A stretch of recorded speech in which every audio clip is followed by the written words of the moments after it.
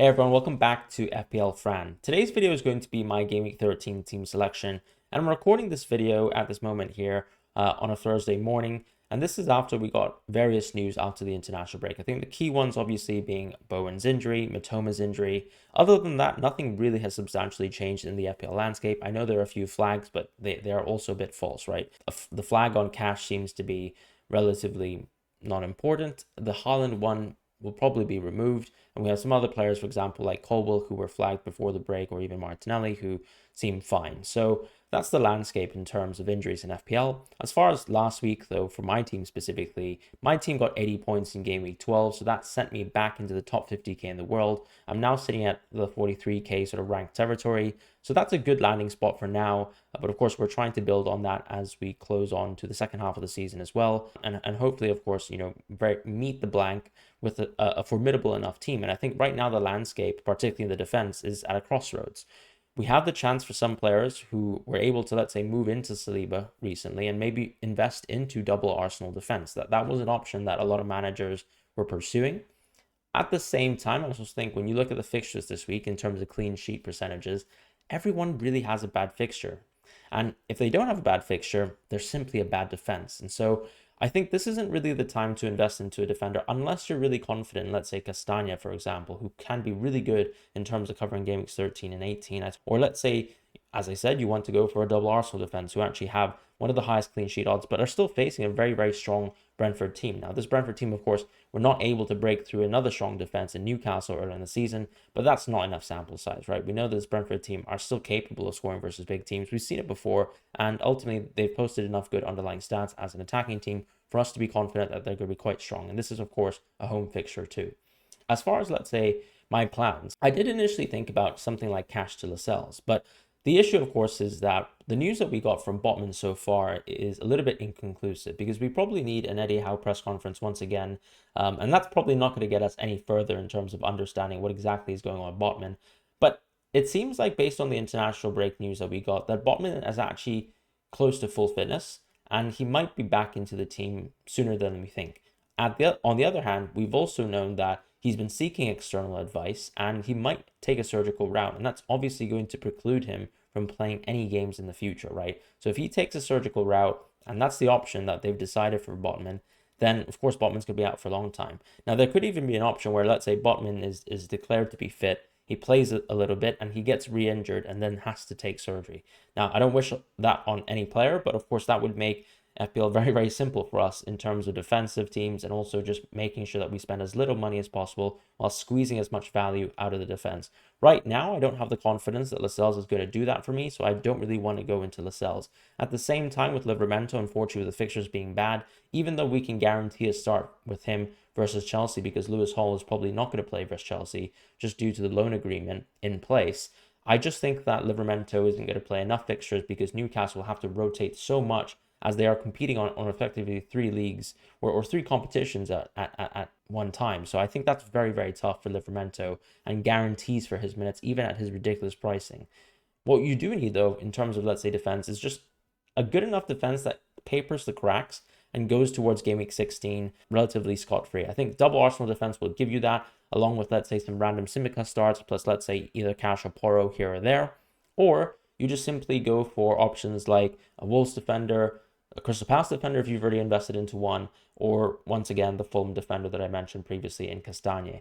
I personally think that right now I can actually survive without a defensive transfer until game week 14. So my option here in terms of being able to move out of Cash, in my opinion, has closed until I get further information, and I'm hoping for further information next week.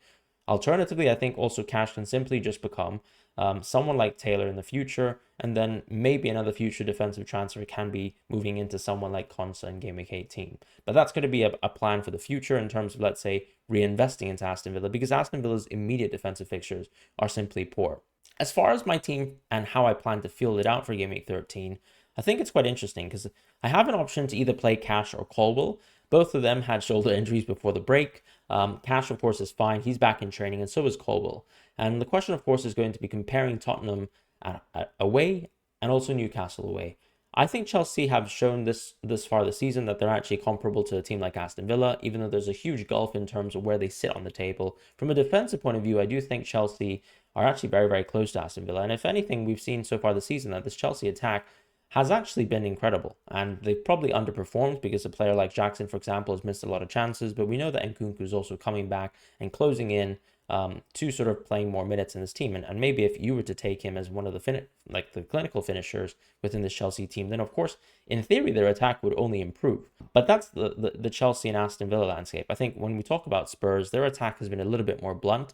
So I think it does make sense to also go with potentially Cash here, who's going to be a little bit more attacking than Colwill. But you also have the element of, let's say, looking at someone like Colwill, who's facing a Newcastle team with maybe Isaac back, maybe Isaac who's still not ready. And if Isaac's not ready, then of course, this is a great situation to play Colwill, in my opinion, because I do think the Newcastle attack looked relatively toothless without, let's say, a true center forward in Callum Wilson or even Isaac, right? And for now, I do think that's a 50-50 for me. Based on the available information, I do think Isaac's back, which means that I'm probably still going to actually bench Colwill and then actually play Cash this week.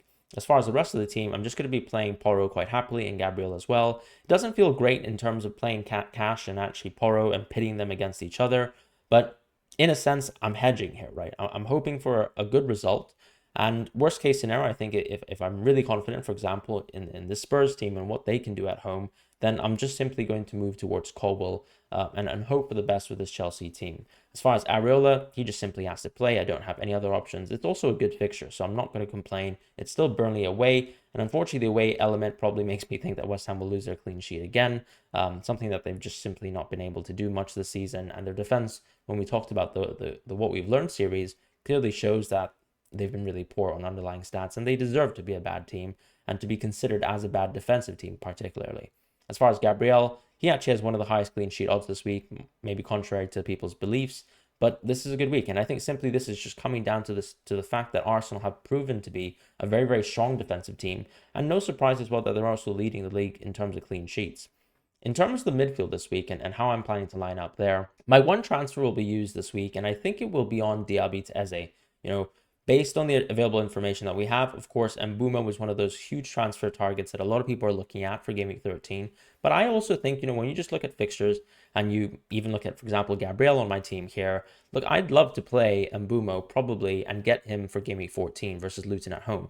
But I just don't see the need to necessarily do so on Game Week 13 when I have Eze as an option, as a transfer option as well. Why I'm going out of Diaby, even though, let's say, the Tottenham team looks absolutely ripe, is simply because I think Diaby's minutes are under threat, and that's a huge concern. I think Watkins' minutes are safe, whereas with all the other attackers in this Aston Villa team, you could argue that their minutes can be rotated. And as I said in the preview video, I think the concern mostly is that Tielemans has found his way into getting minutes within the starting 11. Not in the starting 11 necessarily, but just in terms of actually being a bench option, someone who can actually be called upon at 60 minutes, 70 minutes to actually come onto the field and actually support this Aston Villa team.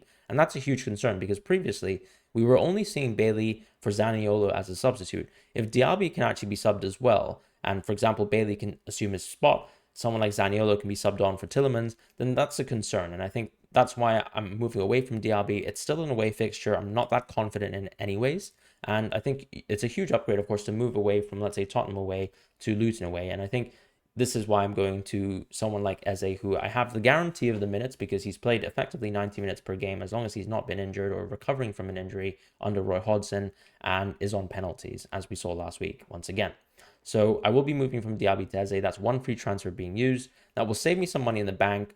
Not enough, of course, to go to Mbeumo immediately, but the money there and also maybe another future transfer, let's say cash out next week, will very easily allow me to get towards Mbeumo with a wide array of options. And of course, I have also another alternative suggested transfer plan that I'll talk about at the end of this video.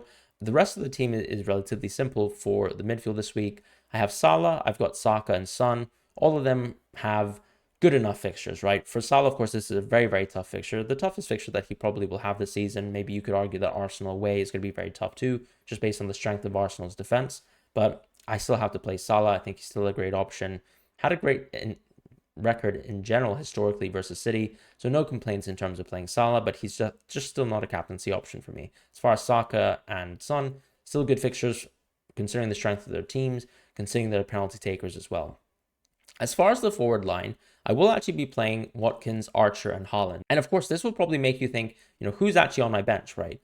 So starting with the starting team, of course, Watkins and Haaland for me is a no-brainer. We've talked about how this Tottenham team are quite ripe. And the reality, of course, is if I can get a not guaranteed center forward for Aston Villa playing 90 minutes versus Tottenham team, based on how weak they are on paper, then of course I'm happy with that. And that's why Watkins will stay very easily.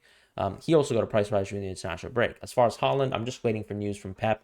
The assumption, of course, based on what the Norwegian doctor sort of mentioned about Haaland's injury, is that it seems like he's safe to be rested for this Liverpool fixture. So I do think that Haaland will play. It's a very, very important fixture as well, and I'm not really doubting his minutes for this fixture as long as he's sort of declared and fit and ready to play for this game. So I do think Haaland will play, and of course, we can talk about captaincy in a moment, but Haaland will definitely play in my team as long as Pep gives, a decent enough green light for us as managers.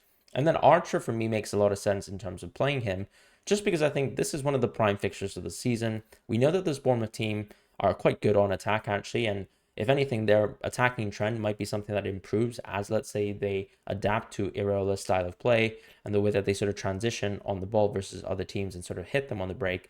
But it still doesn't really say anything about their defense. Their defense this season has still been very, very poor, and that's not really something that we find contrasting to our expectations of what Iraola would bring to the table. We were previously thinking that he would level up this Bournemouth attack once again, and maybe that's still something that can happen this season. But our expectations for his defense were not necessarily astoundingly good, anyways. And what Bournemouth have shown so far is nothing that sort of reassures us that that's going to change. So I do think Archer is going to be a very good option here. What I liked from recent games from Archer is, of course, with the injuries in place and also him simply also scoring and doing well in the Wolves game, has sort of meant that he's reasserted that starting spot within the Sheffield United team, and that hopefully he'll get minutes without being an early substitution. So I think as long as he gets good consistent minutes, something like 80 plus versus Bournemouth, I'm quite confident in playing Archer here. And my assumption and why, for example, I'm benching someone like Gordon in this situation here is because I just simply think that with Isaac back, Gordon's, for example, strength as a player, unfortunately, is going to be taken out in terms of what he can bring to the table in this fixture as a left winger. So I think that's the one concern with Gordon, even though I don't think his minutes are really under concern. It's just comparing the fixture to, let's say, Archer, even though the underlying stats, of course, are in the favor of Gordon, is that I still think you have to sort of value the fixtures. You also have to value that ultimately Gordon's probably going to be in better positions as a center forward. He's unlikely to be a center forward if Isaac's back. And based on that assumption, I'll probably be playing Archer. If we get news, of course, that Isaac is going to be, let's say, on the bench or that he's not going to play to be rested, for example, then I think there will be a 50-50, right? I will maybe have to call upon Gordon and get the center forward from Newcastle here versus Chelsea. Because even though this Chelsea team have been incredible on attack, which is probably contrary to our expectations, their defense is still lagging compared to how good of an attack they have been. So it is still fun in a sense to play Gordon. So I do think it's very close there. But for now, based on the information that I have, I'm going to play Archer. And then Gordon first on bench, Colwill second on bench, and then Tsimikas third bench. I'm just simply not going to back Liverpool with a defensive result here. I think City will score no matter what, really, in this Etihad fixture. And that's sort of the way I'm seeing things right now for this game and for Game Week 13. As far as captaincy, I think it's really between Haaland and Son. Now, some people might talk about Salah as well. Of course, Salah is a great pick. But really, I don't think it's very close between, let's say, Salah, Son, or Haaland. I think Son and Haaland are close. And Haaland, it's just a question of his injury status.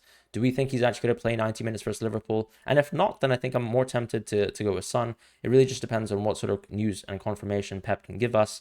Another thing too, of course, when we think about, let's say, Son versus Haaland, of course, is the recent developments with Spurs. The decline in terms of the creative, let's say, ceiling of the team with Maddison out. But I think one thing to reassure people is that, look, when one key player leaves a team, we have seen, usually from an underlying stats point of view, that other players are not significantly affected. Someone like Son will not completely, for example, be a shadow of himself, like he was last season, technically, right? Just because Maddison is out of the team. I do think, of course, Maddison was huge in terms of chance creation for Spurs, and it is a huge loss, of course, but it doesn't mean that Son's going to be suddenly an awful option going forwards. I think, if anything, the rhetoric on Son has been a little bit overstated, and I think he's going to be still a great pick. As far as Haaland, as we've seen, for example, a lot of initial sort of murmurs about Kevin De Bruyne missing out, but he's done well. as of late. I was rather unfortunate, of course, to sort of miss out the 45 minutes versus Bournemouth due to injury. But as things stand, of course, I think he still poses as a very, very good option. And look, this is ultimately a fixture that Haaland can still do incredibly well with. It's not a low block in terms of the way Liverpool plays. And I think this is a fixture, of course, where we've seen very, very frequently a City-Liverpool game being both teams to score. So ultimately, I think I will be backing Haaland as long as we get enough confidence about his injury news, but the vice captaincy will definitely be going on Son, and we can definitely flip-flop on that on the live stream. We'll see what happens there. But that's going to be my team selection. As I said, some 50-50s here in terms of Gordon and Archer. Another 50-50, I suppose, is I could go for a second transfer plan, which is more sort of based around, let's say, making sure that my team structure is as close to my team structure in game week 16 as possible. So that could be something like Cash to Saliba, and then actually Gordon to Palmer. That's another alternative transfer option that I've been thinking about. But I actually don't really like that move too much because, unfortunately, I just think that Eze has more upside as an attacking player to tap into this week with a good fixture compared to, let's say, playing Saliba and backing, for example, two away players in terms of Gabriel and Saliba versus a Brentford team that have actually been very, very strong this season, even on the attacking sense. So that's one thing that I have a concern with. And overall, I'm not really too fond of the idea of going for Saliba and also wasting both free transfers on players who have relatively average fixtures still, in my opinion, right? Ultimately, Brentford away is going to be tough for Arsenal, and Palmer just doesn't have a good fixture versus Newcastle away. So that's going to be quite tough, and I don't really like that transfer plan, which is why it's not something that I've been thinking about. But I suppose if I was to maximize my transfer value and my team value, then that could be something that I could be going with. As far as plans in the future, after I follow through with option number one, which would be Diaby to Eze, I do have two options, right? And those two options will be to go for another defensive transfer with the Cash. So something like Cash to Taylor or Cash to Lascelles if the Lascelles news is good. And then simply just moving from Gordon to Mbumo. The alternative option, I suppose, is that I can jump out of Watkins into Darwin, hoping that not too many price rises would have happened, and then just simply go Watkins to Darwin, and then also just the alternative transfer of Gordon to Mbumo once again, which would be basically a nail transfer for next week. So either I go out of Cash or I go out of Watkins next week. The options are very, very similar in the sense that either I tap into the upside of the short term of, let's say, someone like Darwin, or the short term upside of someone like Saliba until, as I said, game week 16, where I'd be transferring him out again. That doesn't feel so good for me in terms of the Saliba route, so I definitely love the, for example, Darwin option, because I think Darwin, even though I think he will get benched between 14 to 15 and 16 at least one time, I just think that there's enough upside based on the sort of fixture upside that Liverpool have over Aston Villa over this run. And then around game week 18, I can reconsider just going back into Watkins. And that probably means that I'll be going into some sort of 3-4-3 structure, but I think that's definitely going to be a generally viable option, because if, let's say, Salah's heading towards AFCON, and Mbumo's heading towards AFCON, and Son's heading towards the Asian Cup, I do think moving out one of those players in terms of Son or Salah on game week 18 actually makes quite a lot of sense, because you can't book all the transfers on game week 22. You have to make them sort of slowly and steadily. Liverpool also have some pretty tough fixtures in terms of game weeks 18 and 20 specifically. So moving out of, let's say, Salah on game week 18 could make sense and could actually allow me to move into a 3-4-3 template structure during that sort of whole period of the Asian Cup / the AFCON. And that's sort of my immediate transfer plans in the future. But thank you guys so much for watching this video, and thank you to all the supporters who help this channel financially, specifically the members of this channel and anyone who's been supporting the channel in general. If you guys can drop your comments, like the video, and try to get us to 20,000 subscribers before the end of the year, that would be absolutely lovely. So thank you guys so much for watching, and I'll see you guys in the next video.